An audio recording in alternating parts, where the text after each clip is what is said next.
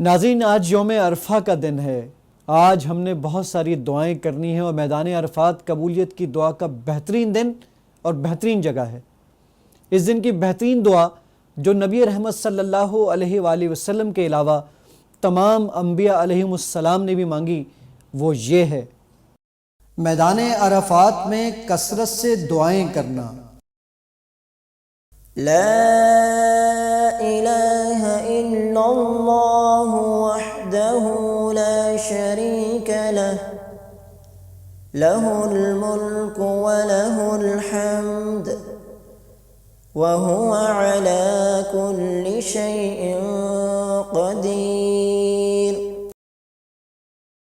ترجمہ: اللہ کے سوا کوئی معبود برحق نہیں ہے، وہ اکیلا ہے، اس کا کوئی شریک نہیں ہے، اسی کے لیے بادشاہی اور اسی کے لیے سب تعریف ہے، اور وہ ہر شے پر خوب قدرت رکھنے والا ہے۔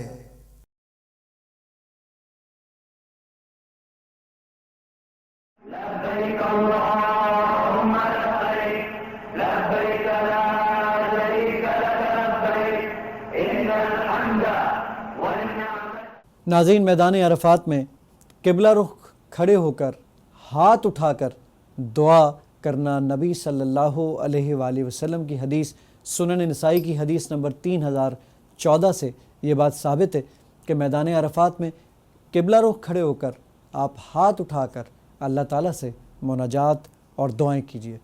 یاد رکھیے، نمازوں سے فراغت کے بعد سورج غروب ہونے تک ادھر ادھر گھومنے پھرنے یا سونے یا فضول گفتگو کرنے کے بجائے اس وقت کو اذکار اور دعاؤں میں صرف کرنا چاہیے۔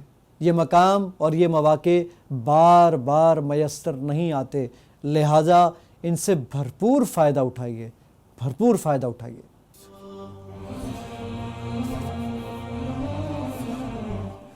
حجاج بیت